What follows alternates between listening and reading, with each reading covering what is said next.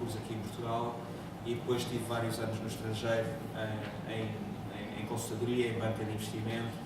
Fiz os meus estudos mais avançados nos Estados Unidos, em Harvard, e depois voltei a Portugal e fiz vários trabalhos, não só para o governo, como depois também na EDP e eventualmente com outros sócios adquirimos uma empresa industrial e é daí que vem também um entendimento mais profundo sobre a realidade do trabalho real, não é? De uma fábrica e o trabalho industrial, que é um mundo realmente muito mais complexo e com muito mais valor, sinceramente, do que o mundo mais etéreo da grande finança, etc, etc. Na minha experiência é muito mais difícil gerir uma fábrica do que gerir um grande banco, sinceramente.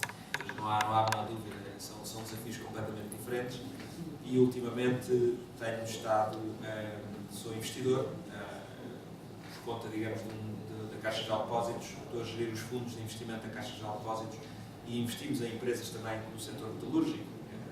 E fica desde já aqui o desafio de que, se houver empresas que queiram e que estejam em boas condições e que queiram dinheiro para expandir, tenho todo o gosto em conhecer. Não estou aqui, no entanto, na condição de administrador do Grupo Caixa Geral de Depósitos, estou aqui na condição de membro do Fórum Económico Mundial. Ou seja, as minhas opiniões são opiniões privadas e não do Grupo Caixa Geral de Depósitos, que é sempre preciso ter cuidado com estas coisas. O que é que acontece? E falámos um bocadinho na preparação desta conversa sobre a parte da crise. E todas as pessoas falam sempre da crise, etc, etc.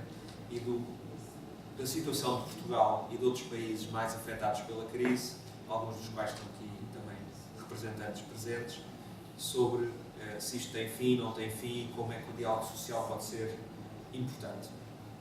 Eu queria, antes de tudo, começar por dar a minha perspectiva sobre o que é que são as boas notícias. E as boas notícias não têm a ver com o programa de ajustamento e a dívida, etc, etc. As boas notícias têm a ver com que Portugal e os países que estão na Europa fazem parte de um conjunto restrito de muito poucos países no mundo em que as coisas funcionam bem. Quer dizer, por muito que as pessoas pensem que em Portugal e noutros países europeus há grandes problemas, em comparação com 80% do mundo, nós vivemos num sítio ótimo, muito bom, mesmo com toda a crise. E isso convém nós lembrarmos. E eu tive a oportunidade, durante a minha carreira, de viver em África vários anos. Já vivi no Paquistão, vivi na América Latina vários anos. Também vivi nos Estados Unidos, também vivi noutros países europeus. E nós na Europa temos uma situação de grande privilégio e de grandes conquistas em termos de sociedade. Não são só conquistas sociais, são conquistas de sociedade, de civilização, de um certo respeito entre as pessoas que, sinceramente, quando se vive noutros continentes, não existe. O simples facto de nós podermos, aliás, falar livremente sobre estas questões todas, que em Portugal é uma conquista relativamente recente, 40 anos, mas que na Europa é uma conquista mais ampla e mais antiga, é ainda uma característica praticamente única de um conjunto de países restritos que são a Europa, a América do Norte e um ou outro país na Ásia e na América Latina. E, portanto, acho que temos sempre que enquadrar todas as nossas ambições, lutas e na realidade realmente de que também não é assim tão mau. E, em particular, em Portugal, somos bastante negativos. E somos os primeiros a dar um tiro no nosso próprio pé e realmente é considerar que está tudo mal, é tudo uma desgraça, etc, etc. Eu, recentemente, quando estive em Moçambique, às vezes pensava nos nossos políticos, que são tão pouco queridos aqui em Portugal, e dizia, são desanos em comparação com o que eu vi noutros países. Portanto, é preciso sempre relativizar um bocadinho as coisas. Agora, quais são as notícias menos boas? Há um conjunto realmente de países na Europa e Portugal insere-se nesse campo, em que, se nós nos compararmos com os verdadeiramente melhores, há muito por fazer. E nós realmente devemos nos comparar com os melhores. Não nos devemos comparar com os outros 80% que estão abaixo. Mas não nos devemos esquecer que há 80% que estão abaixo. E isso é importante. E eu diria que há três características em Portugal já farei a ligação a esta questão mais da questão social, do diálogo social, que são importantes e que merecem a nossa reflexão, porque nos ultrapassam a todos um bocadinho e não podemos fazer muita coisa com relação a alguns deles. Com relação a outras características que podemos fazer. O número 1 é que os países europeus, apesar da integração, e Portugal é um caso disso, são países pequenos. Okay? São países em que os mercados são pequenos. Portugal é um mercado pequeno, ou seja, é um mercado com 10 milhões de pessoas e o tamanho, hoje em dia, e veja-se o caso da China ou dos Estados Unidos, a dimensão do mercado é muito importante. É muito importante. Faz toda a diferença. Eu vim hoje realmente dos Estados Unidos e a pessoa nos Estados Unidos, com uma ideia, rapidamente cria um negócio, com uma ideia, cria um negócio em alguns meses de vários milhões de dólares de faturação. Isto pode parecer inacreditável para quem está aqui. Mas a pessoa que não é necessariamente altamente qualificada, aqui tem uma boa ideia e que cria. Porquê? Porque há fornecedores de tudo e mais alguma coisa. Eu estive recentemente numa sessão da Universidade de Yale, em que tivemos algumas aulas com pessoas muito conhecidas, e um dos professores que inventou com um aluno dele um negócio de chá em garrafas que se chama Honest Tea, do chá honesto, não tem açúcar, não tem isto, não tem não sei o quê, enfim, que vai muito na tendência da vida saudável. Ele perguntou-nos quanto tempo é que vocês acham que demorou entre a primeira reunião que eu tive com o meu aluno para desenvolvermos esta ideia, que o aluno disse: tenho uma ideia para um chá, para meter aí nos supermercados, uma coisa espetacular que vai vender milhões. Quanto tempo demorou entre essa reunião e o primeiro contrato de dezenas de milhões de encomendas? E nós dissemos, éramos pessoas de todo o mundo, não sei, já considerando que é os Estados Unidos 6 meses, um ano, uma coisa já estrondosamente rápida. Ele disse, não, 24 dias. 24 dias entre a primeira reunião e a primeira encomenda de vários milhões de dólares de uma cadeia de supermercados americana, que é a Whole Foods.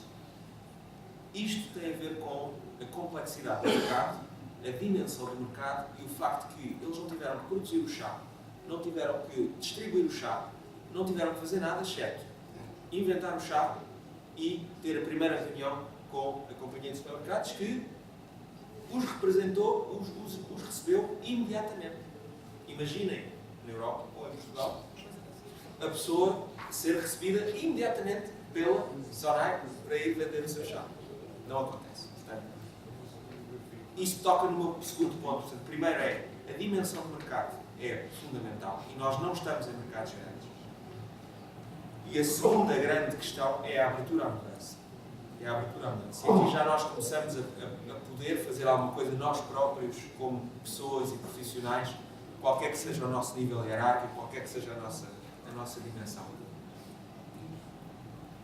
Na Europa há um grande medo de falhar. Não se aceita facilmente o falhanço. As oportunidades não são fáceis de serem criadas porque há uma espécie de todos nós nos protegemos, autoprotegemos um bocadinho com relação ao falhanço e a frase que me custa mais ouvir, isto mais em Portugal, mas em muitos sítios, é chegar-se a uma situação, uma empresa, a nossa ou outra qualquer fora, e as pessoas dizerem assim, olha, vamos fazer isto diferente. E a pessoa do outro lado diz assim, não, isso aqui não pode, porque aqui é diferente. Aqui é diferente. Não, aqui não é diferente. Aqui não é diferente. Se eles conseguem fazer isto nos Estados Unidos, ou na Finlândia, ou na Austrália, ou em Singapura, nós também conseguimos fazer. O grande problema da competitividade da Europa está não só no tamanho do mercado, mas na abertura à mudança e na tomada de risco. E depois há um terceiro elemento que também é bastante grave, particularmente na parte sul da Europa. E a crise vem, na minha opinião, essencialmente disto, que é a falta de meritocracia.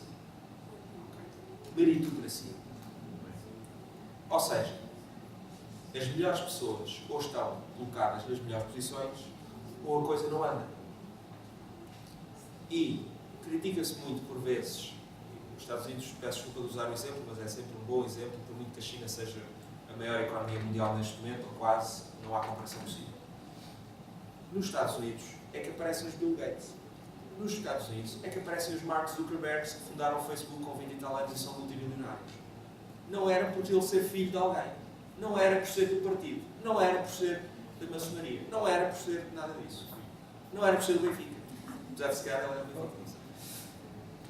Ou seja, a questão da meritocracia, e isto aplica-se a qualquer um de nós que gere o que quer que seja, nem que seja uma pequena equipa, escolher os melhores, premiar os melhores, nem que não seja monetariamente, mas premiá-los com incentivo e com reconhecimento da forma que as pessoas se fiquem motivadas, é um dos grandes problemas. Quando nós não temos nos nossos governos os melhores, quando nós não temos, e by the way, quando nós não queremos pagar essas pessoas de uma forma decente para que elas se motivem a terem esse tipo de responsabilidades, quando nós não queremos ter na nossa gestão os melhores porque escolhemos pessoas que são amigas, familiares, etc. Quando nós não queremos ter nas nossas estruturas sindicais pessoas que são concorrentes a nós, apesar de serem boas. Quando nós não queremos ter nas estruturas intermédias os melhores, apesar deles serem as pessoas que mereceriam,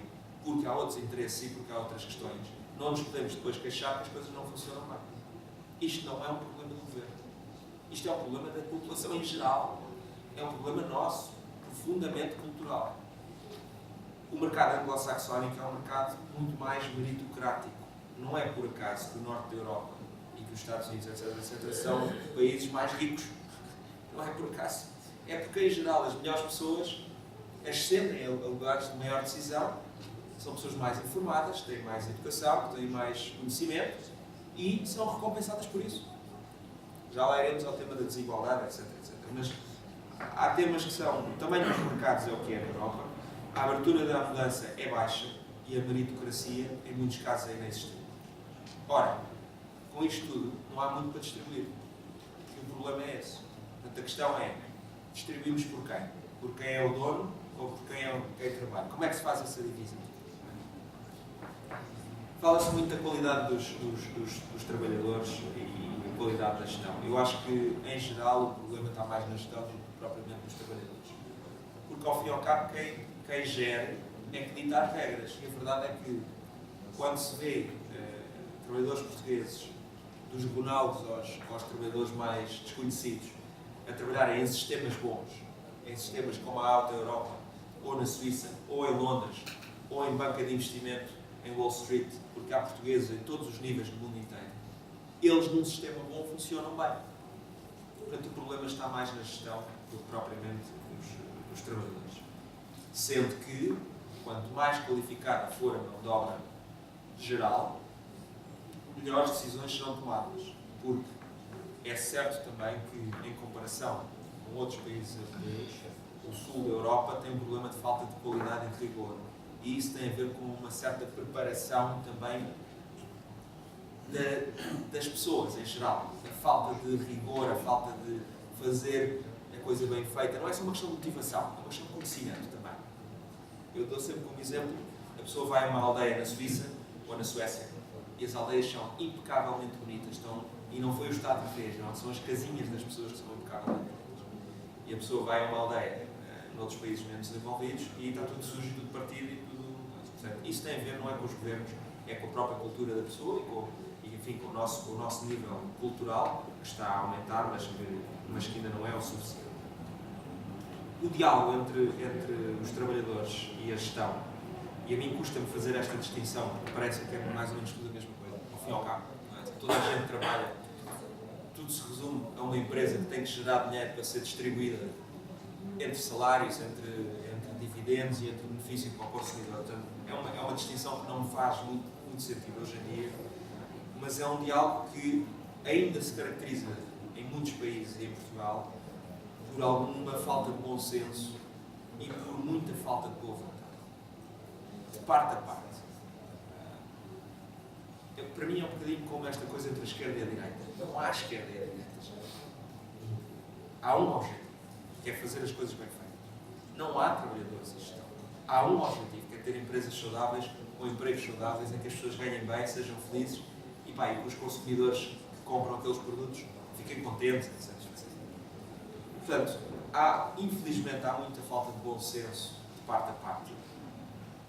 Nota-se em alguns outros países muito mais clarividência, no sentido das pessoas se porem do outro lado da mesa e perceberem que no fundo estamos todos do mesmo lado da mesa, em que se não vendermos nós, são os outros que vendem, em que se nós não nos adaptarmos de alguma maneira, outros ganharão. Porque nós estamos numa economia de mercado, quer queiramos, quer não, e porque até agora ainda não surgiu um modelo melhor. Apesar deste modelo ser um modelo com muitas dificuldades e com muitas desigualdades, é melhor do que os outros que até agora se experimentaram nas décadas passadas.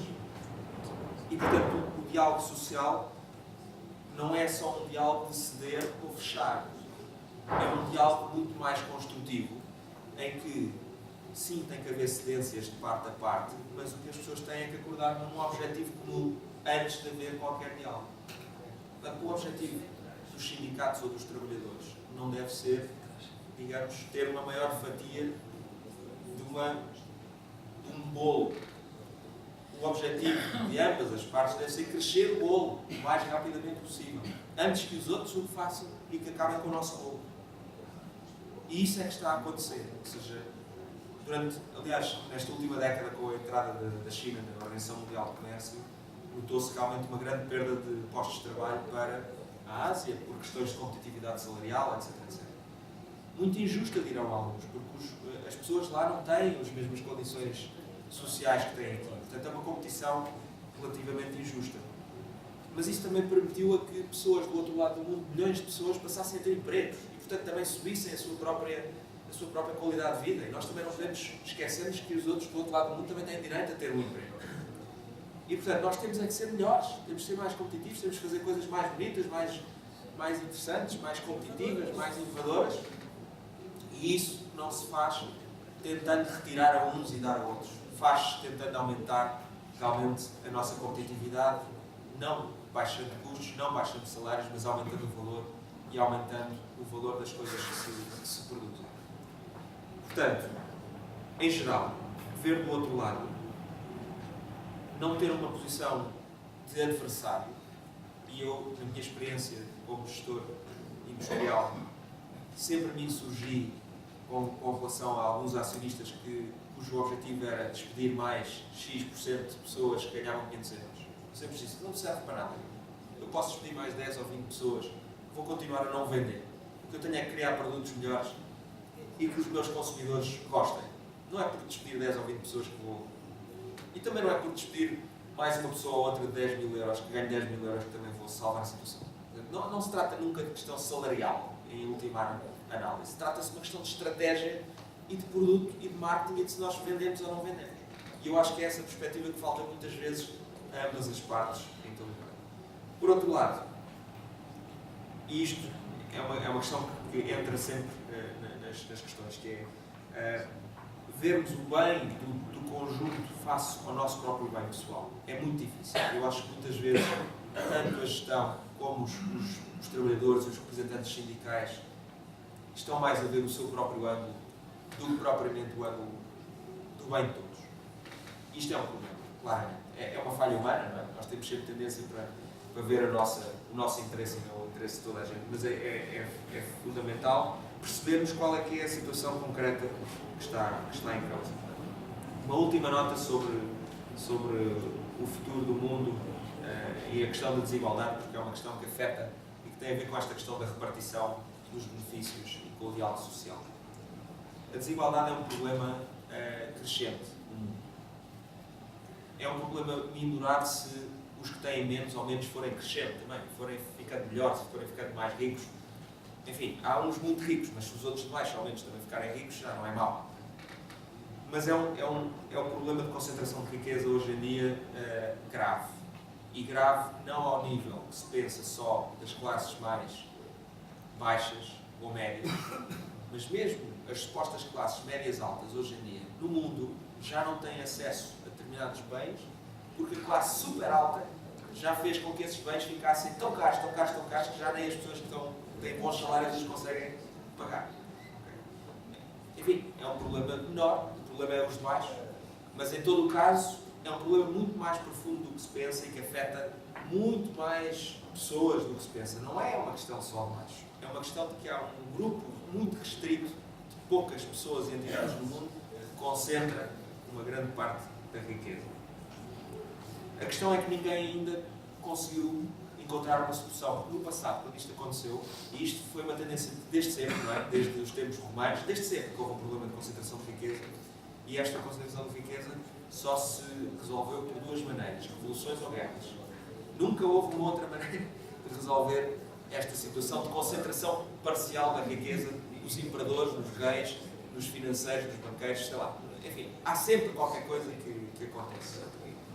E, portanto, não advogando eu nem revoluções nem guerras, e também não sendo fácil, uma coisa fácil de solução, o que nós temos que pensar, e há de haver algum Nobel da Economia que vai descobrir uma solução para isto, mas entretanto não é fácil, só há duas soluções que nós temos como pessoas, que é ter cada vez mais educação e cada vez mais acesso à informação.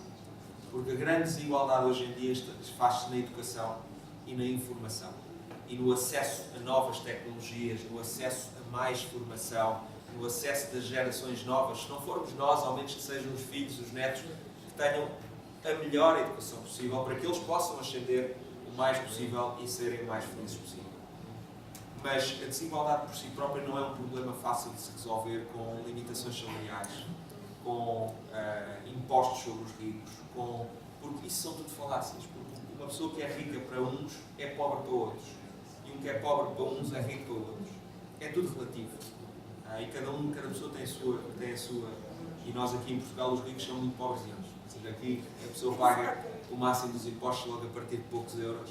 E, portanto, a noção de rico é um bocadinho ridícula aqui em Portugal, porque ricos a sério há muito poucos em Portugal. Há muito pouca gente com dinheiro a sério em Portugal. Portanto, isto só para terminar, realmente foi um prazer e o diálogo social é importante, com bom senso de ambas as partes.